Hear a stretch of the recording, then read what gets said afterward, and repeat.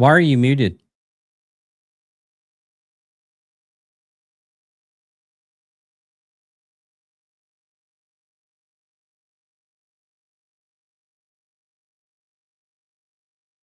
Technical difficulties. This is Nerd Sports episode. Yeah, you're still muted.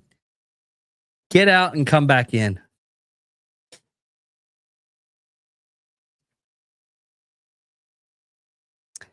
Welcome to Nerd Sports episode 257. Johnny's having troubles with his internet and stuff. We're going to try stuff out. But until then, I'm going to do the weird sports.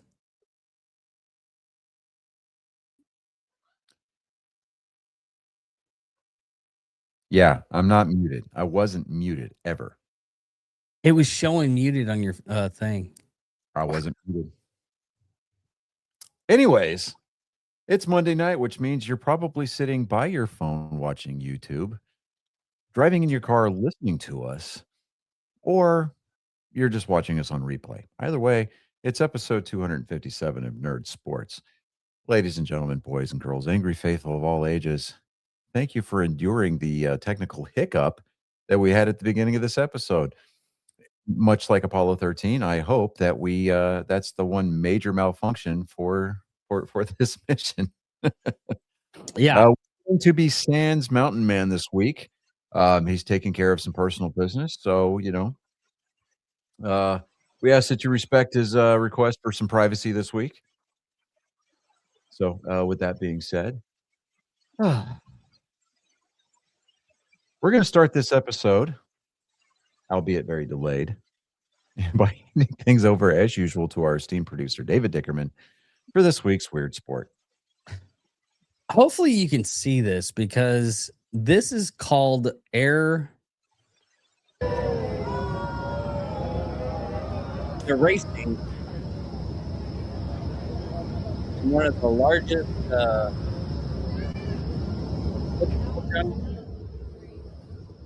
It's a vertical wind tunnel. Yeah. Can you hear me? Yeah. Yeah, it's a racing game. It's a racing game they do in Dubai with a wind tunnel. I thought it was interesting. I lucky forgot the show started at 8, and my brain thought 8:30 for some reason. Don't worry, I messed up my beard only because life happens. But yeah, basically what you're supposed to do is you're supposed to go through the little air floaty things, and that's how you race. How do you control that? Sheer Hand will. positioning. I Yeah, like it's just sheer. hand positioning, like in a free fall. Like Colin, whenever you did the indoor skydiving thing, you can control the angle of your hand. Yeah, but that looks like that's like you're just gonna have to be. I really wish I could find something bigger on this one.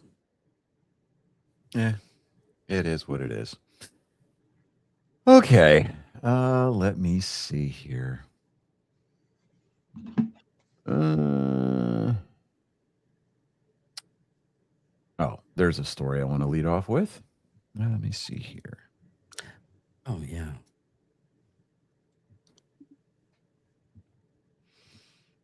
Mm-hmm. Okay. So the ABS challenge system is here for the foreseeable future. I like it. I've kind of become sort of the mindset that it needs to be in one of these later stages of the game kind of a situation. Where we're talking like 7th, 8th, 9th innings kind of a thing. We're talking with a guy that I work with. That's what his kind of opinion is, and so I was like, you know what, I can get on board with that, because in the case like the one we're about to talk about,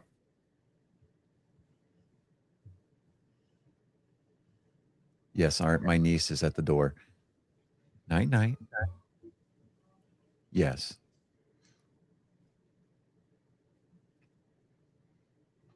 anyways, it's hard to focus when there's this degree of cuteness at the door, but you know, it is what it is.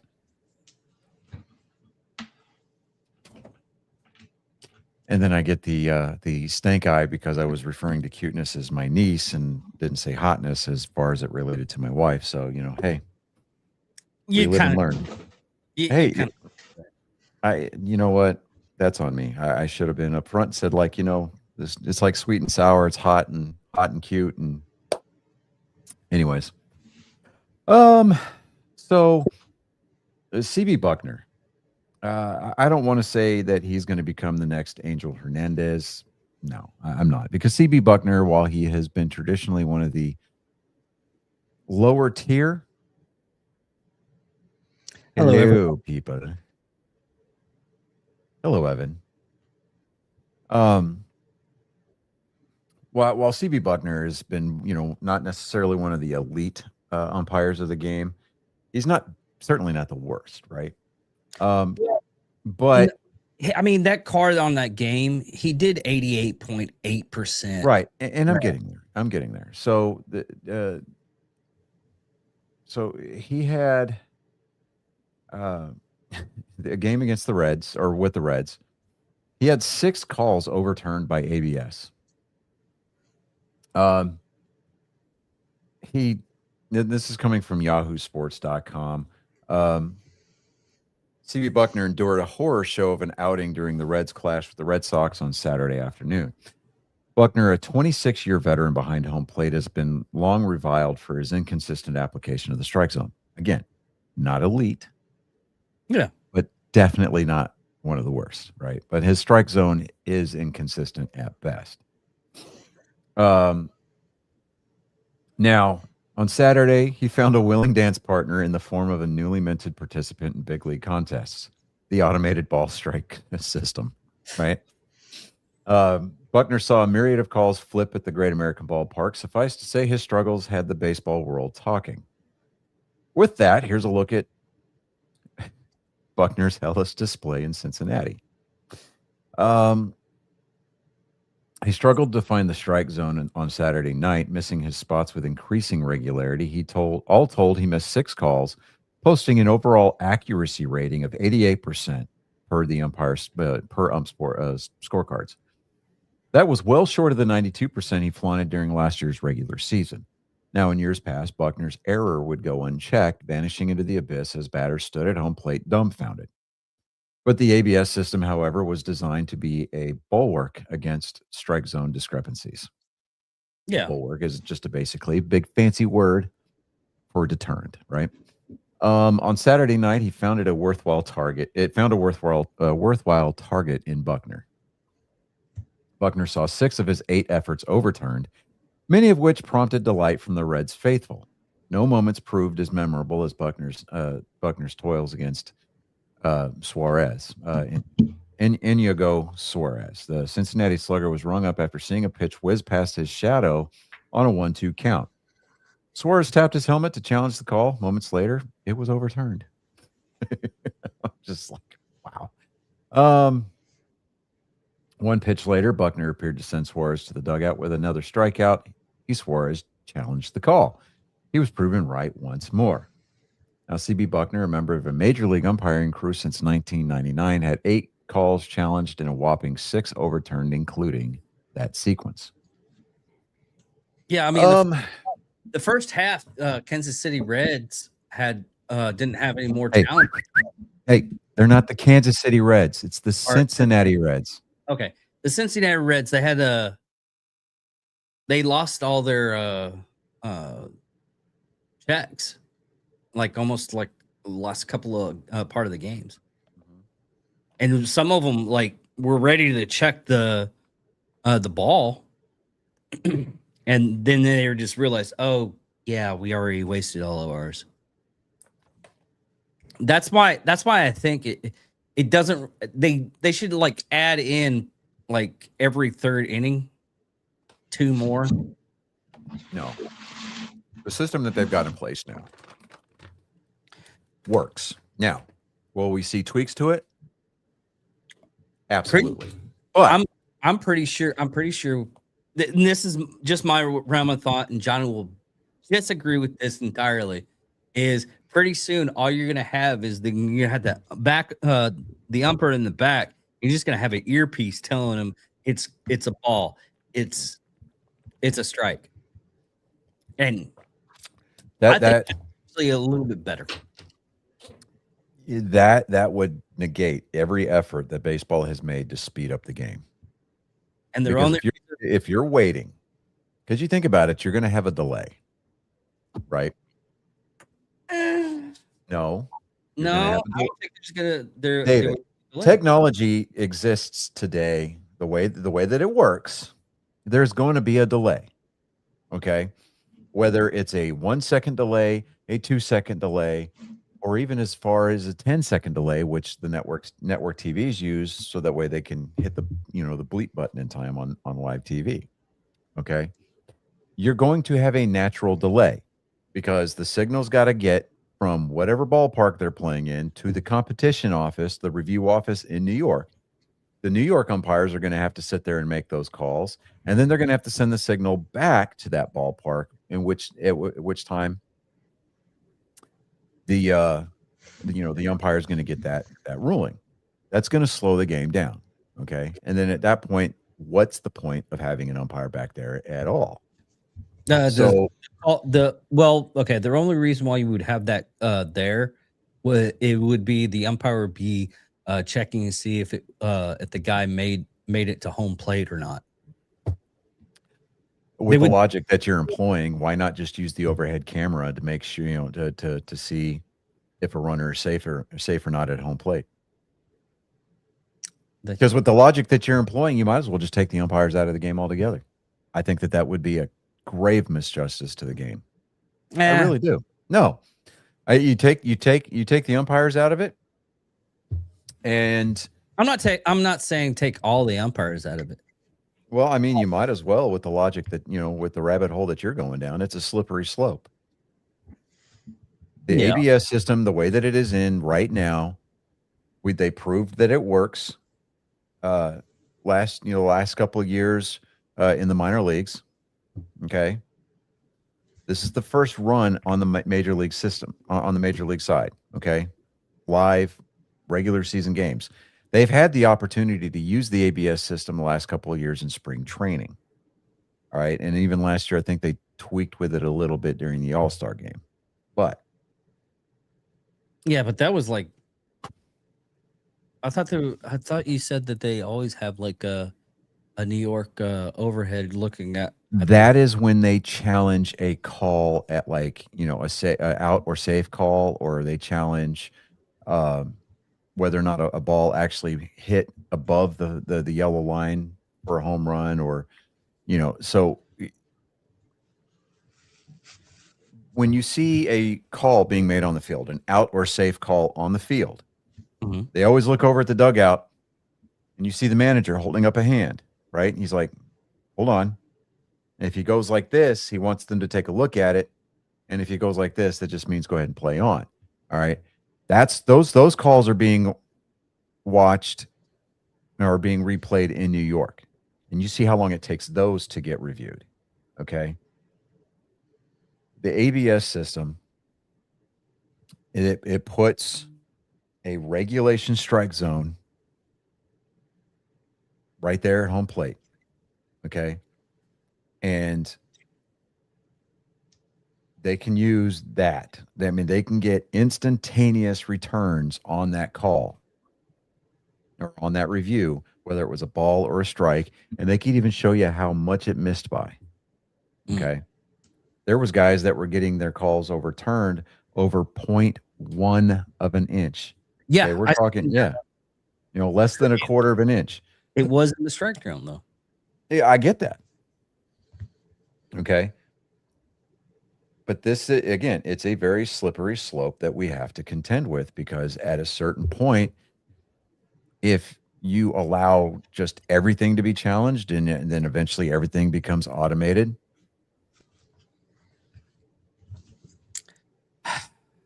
Oh, this is hilarious. He's going to come back. Hey, my internet is also shitting the bed. Like, I'm Everything is lagging. No, it's not lag. I don't know what the fuck is going on, but I've got to figure out the IT side of it on my, after the show is over because this shit is it's making it to where It's not anymore. it's not just you. My internet's also shitting the bed. Yeah. So, anyways, it would make the game unwatchable if we sat there and allowed the challenges to continue to rack up, right? Oh, hey, you it's the third inning, you get 2 more. No, we're not going to play that game. We're never going to see that happen at all. Period. The umpires are just as much a part of the game as the players on the field are. It's just unfortunate that we know most of the umpires' names because of the tragic calls that they've been involved with over the course of the year, over the course of the past few seasons. Yeah. Okay. The goal of an umpire is to not be the story. Yeah. The goal of the umpire is to not be that controversial part of the game. Okay. Now, and they worked toward that end by allowing us to challenge a call on the field. And did it add a little bit of length to the game? Yeah, but it was marginal, right? By adding the ABS system, which is proven to work over in the minor leagues, it's been proven to work at spring training. It allows hitters and catchers, it allows players involved with that transaction, that particular play, the hitter, the pitcher, even the catcher, like, hey, no, you missed that call. I'm going to challenge it. And if they were right, hey, great, you get one more pitch, right? speaking of spring training, what are your thoughts on the Milwaukee Brewers and their little green card? Yeah, I don't know what you're talking about here. For the spring training, Milwaukee Brewers tested using a green index card in early 2026 to help hitters navigate the new automated ball strike system. That's in-house. Okay, that's an in-house system that helps their players understand the rules. NBA, MLB banned it totally. Okay, and if it provides an unfair advantage, then yeah, ban it. Pure, plain and simple. Okay, the problem with innovating, or the problem with innovation, period, is if it operates in the gray areas of the rules and it gives you an unfair advantage and you don't make any attempt to hide the fact that you're doing it, the rules are going to be changed and something's going to be made to some verbiage is going to be inserted or changed in the big thick rule book up in New York that is going to make whatever it is that you're doing illegal. Hey, good on them for trying to create something to help their players understand how to use the system to their advantage or whatever. But at the end of the day, they've got enough players that have been coming up through the minor leagues that know how to use that system. It's not any different because it's in the major leagues. It just happens to be that it's on a bigger stage, and that's all. So if the Brewers had something figured out, and Major League Baseball slapped him on the wrist and said, no, nay, fine. Don't do it. Do it again. You get caught. Hey, nobody should feel sorry for you at all, period. All right. Cheating has always been a part of the game. It's part of every sport, right? You're cheating. Yeah. If you ain't cheating, you ain't trying, right? But if you get caught, you're not trying hard enough. Yeah. If you're not looking for that advantage over your opponents, I mean, what's the point, right? So it's just there's no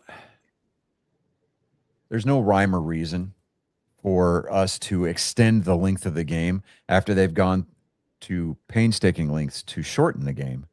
With the pitch clock, you're not allowed to step out of the batter's box, that kind of a thing. You can call one timeout during an at bat.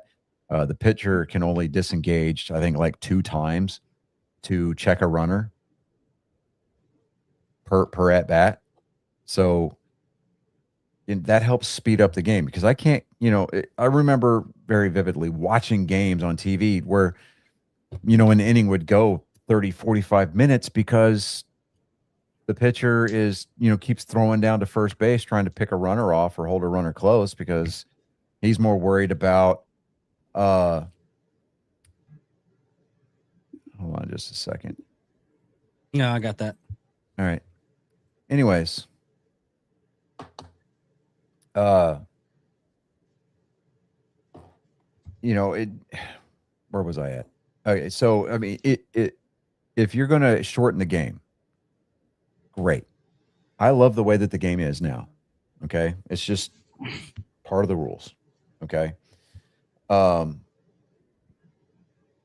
So, but to sit there and add challenges to the ABS system every couple of innings just because that's counterintuitive. I mean, it's going to stretch the game out because you're going to get guys that are going to be like, oh, we've got 15 challenges. We're down by 5 runs, so we're going to challenge every call. No, come on, man. Don't be that guy, right? Don't be that team. Play the game. All right, play the game. And if it's close enough to where you think, hey, this is something that I can challenge. He's gonna come back so mad. He's gonna or either at that or he's gonna cancel the thing. Before we this was actually kind of cool with you know how the opening games and everything they do something spectacular. This was at I don't know which, but they did it's a smoke American flag. That's awesome. Yeah. I'm trying to get it to, but they show it. I thought I didn't pick up the one that, but yeah, what they did at the game was they did a smoking a smoke thing of American flag. Dude, it looked freaking awesome.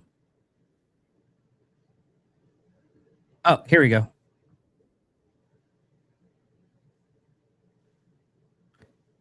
Let me get this. He's trying. Yeah. I mean, this is a better view of it. That was behind it. Oh, he's knocked out. This is a better view of it. Mm-hmm. Let me get that sound. And you watch it over here in this area right here. It looks freaking awesome. Are they holding the flag weird? No. See? Oh, whoa. Yeah, let me rewind that so hopefully Johnny can see it. But yeah, this is a smoke American flag at a baseball game.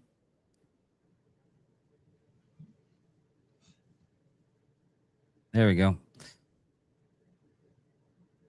There we go. All right, Johnny, welcome back. And you're muted. I had switched over to my phone because I'm fucking so fed up with my damn MacBook right now. Okay. But anyway,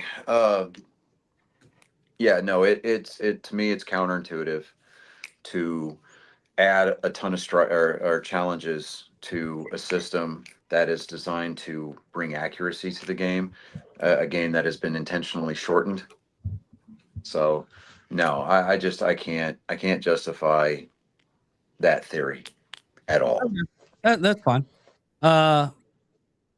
Any other baseball news, or you want to keep it going a little bit faster?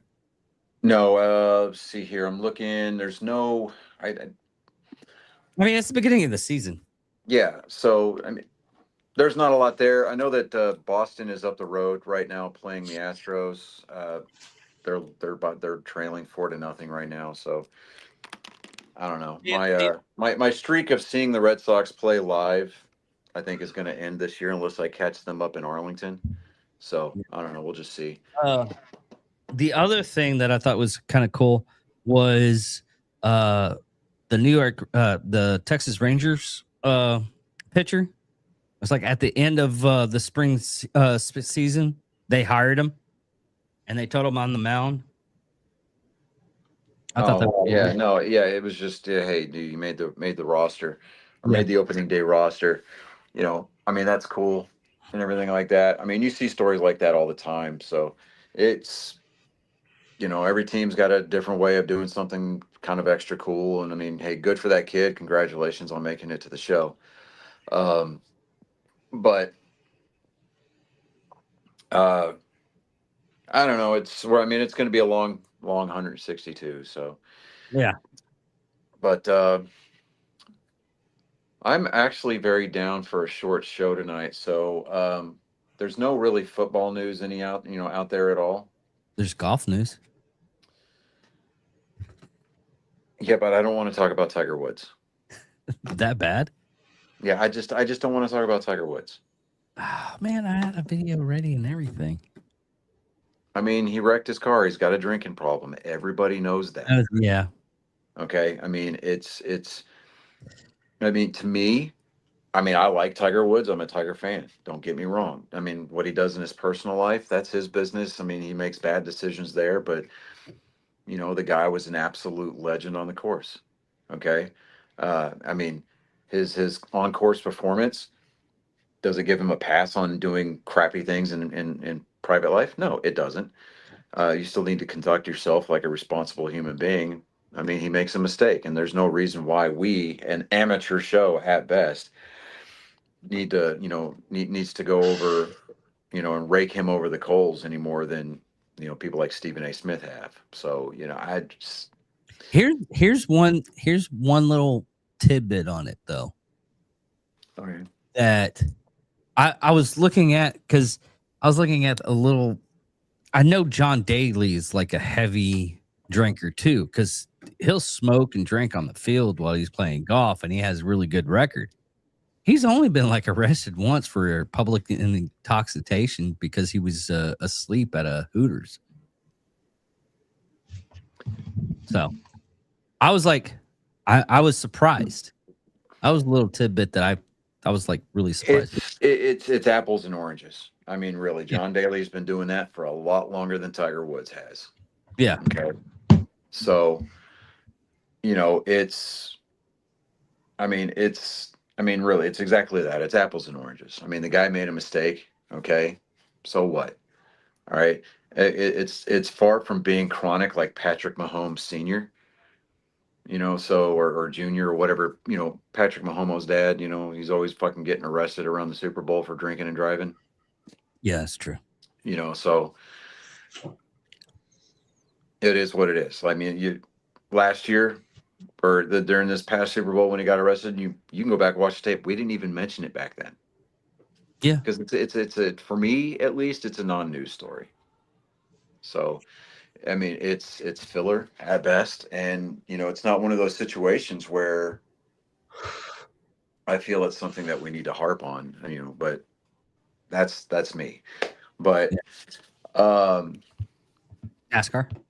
Yeah, NASCAR. So they were in Martinsville this weekend, and somebody not driving a Toyota, not named Tyler Reddick, actually won the race this weekend. Chase Elliott. Really? Chase Elliott won. Chase Elliott, the number 9 Chevrolet Hendrick Motorsports driver. They sounded the siren at the Dawsonville Pool Hall on Sunday because good old Chase Elliott, hometown boy, won the race. He won a win margin of 0.565 seconds, led for a total of 84 laps. Denny Hamlin pretty much dominated. He led 292 laps yesterday, but he didn't lead the right lap. But he did get the fastest lap of the race. So Denny Hamlin earned himself an extra point towards the championship. But I think that this was, it was overdue. Chase Elliott's been sniffing around, top 10s, top 5s, and it finally worked out for him. So I'm happy about that. Happy because it was a Hendrick driver. We're only 5-6 weeks into the season, 6 weeks into the season now, and so it's a long way to go. I mean, there's a lot of guys that got big holes that they got to climb out of points wise. You know, and it's just something that we're going to have to see because, you know, Tyler Reddick, I mean, he's got a pretty sizable lead in the points right now. I mean, he's a four race winner, maxed out his points for 3 of those 4 victories. So he can almost take a race and a half off and still be okay in the points. So, but I mean, what we're looking at is that when it comes time for the cutoff for the chase, they're gonna reset the eligible driver's points. And if he's the points leader, then I mean he will have a 25-point advantage over second place in the chase to start that first round. So yeah, like I said, it's going to be a long season. We still got a lot of racing left to go. I'm not hitting the panic button yet. But you know, as far as the rundown is concerned, like I said, this is going to be quick and dirty. Chase Elliott, your race winner. Danny Hamlin coming in second. Joey Logano third, which is a turnaround from his performance from last week, where everybody was like hitting the panic button on him because not only did he not unload fast, he unloaded rather slowly, and the adjustments that they made on the car during the race. I mean, he had a terrible weekend last weekend, but Joey Logano turned that around. He finished third yesterday. Ty Gibbs fourth. William Byron rounds out your top 5. Ryan Blaney, Christopher Bell, Austin Cindric, Kyle Larson, and Josh Berry round out your top 10. Shane Van Gisbergen coming home in 11th. Ryan Preece, Brett Keselowski, Chase Briscoe, Tyler Reddick, Ross Chastain, Carson Hocevar, Michael McDowell, Chris Buescher, Daniel Suarez, Eric Jones, Justin Allgaier, driving the number 48 car because Alex Bowman is still out with vertigo. Todd Gilliland, Kyle Busch, Austin Dillon, Connor Zillage, AJ Allmendinger, Noah Gregson, John Hunter Nemechek, Ricky Stenhouse Jr., Cole Custer, Cody Ware, Austin Hill, Zane Smith, Riley Herbst. 36th was Bubba Wallace, and 37th was Ty Dillon.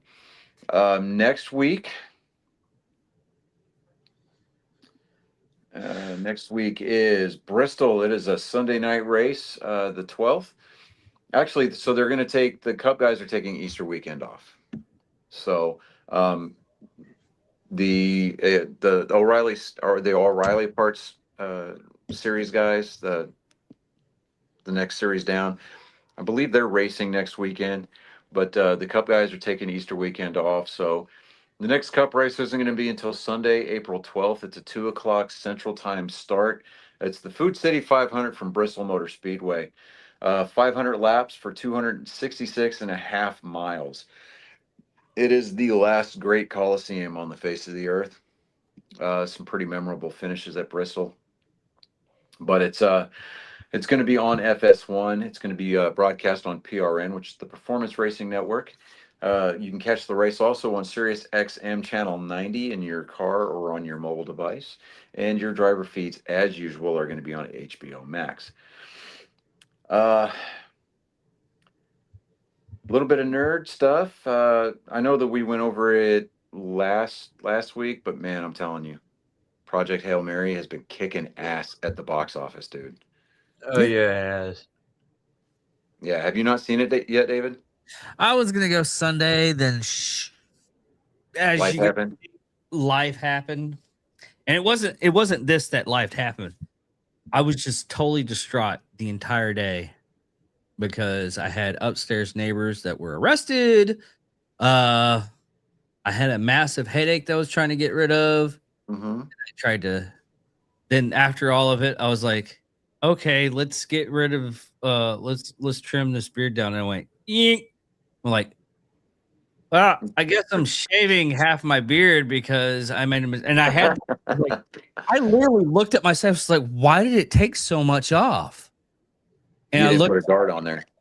No, I took the guard off and I put it in my hand for some reason because I was going to trim like underneath here with it. And then I just forgot that what I was doing. Anyway, I was like, yeah, I grew out my mustache and soul patch because it's the only hair that I can have on my face when I wear a respirator. Yeah. So, you know, You can't have the can't have a full ultra white goatee. beard. Nope. Hmm. Nope. Cannot do the goatee. Mustache and soul patch is about it. So I'm like, you know what? I'm just going to embrace it. And, Yep. honestly, at this point, I'm used to it and I'm down with it. So it is what it is. I would rather look like a state trooper or a 70s porn star and be able to breathe. Littering and Smoking the reefer. Yeah. You are freaking out, man. Um, That's about but it, man. yeah, that's about it tonight. Yeah, I got absolutely nothing right now. I got all the stuff that I wanted to speak about and ask you questions on. So. Oh, you know what? Hold on. One thing. No, we said we're done.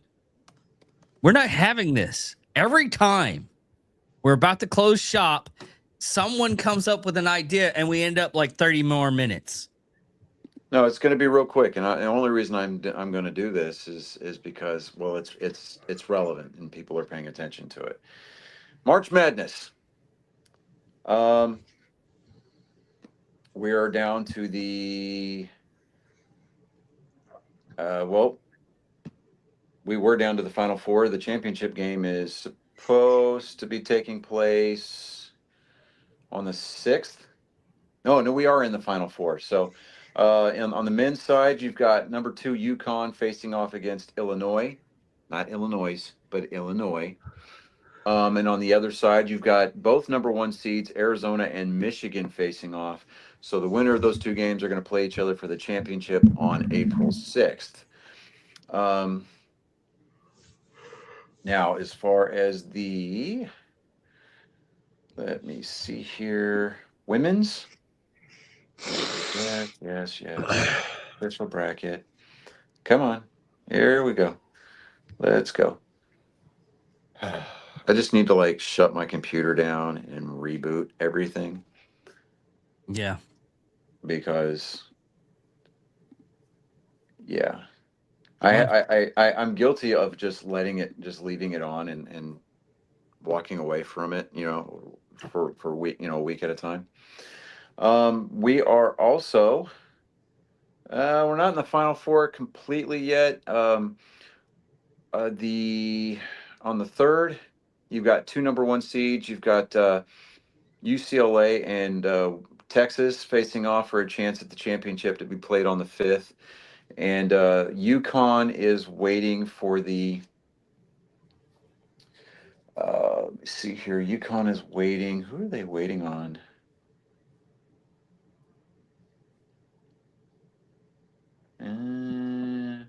UConn's waiting on their opponent. So, well, let me see here. First 4, and then we've got the Final 4. Yeah, the women's bracket's just a little bit more convoluted, but yeah. So we'll get into the Final 4 next week, a little bit. Noteworthy thing. Houston is getting their WNBA team back.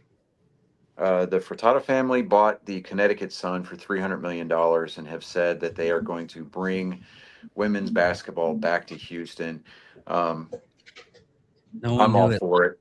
I'm all for it. Hey, as soon as my wife saw the news, she's like, "Hey, I want to see Caitlin Clark and Sophia Cunningham play." And I'm like, "Yeah, if the Indiana Fever come to town, we're gonna go." Did anybody knew it left? Yes, they did. The Houston Comets, the original women's team, won 4 championships. Their banners are still hanging in the Toyota Center. Oh, okay. So, the minor league hockey team that Houston is going to get is going to be set up in Richmond, which is, I believe, Well, it's in the Houston area, but they're kind of using this as a gauge to see how much interest Houston has actual interest Houston has in hockey. Because before it's all said and done, I do believe that Houston will get an NHL team, which is going to make this guy happy because that means I'll have a chance to see my Bruins play. So, Yeah. But yeah, past that, that was the only thing else that I had. So, All right. Get us out of here, Johnny. well, ladies and gentlemen, and boys and girls, David, by the way, you're going to have to be the one that hits, end stream. Oh, yeah. So, but ladies and gentlemen, boys and girls, thank you so very much for enduring the many, many technical hiccups, at least on my end.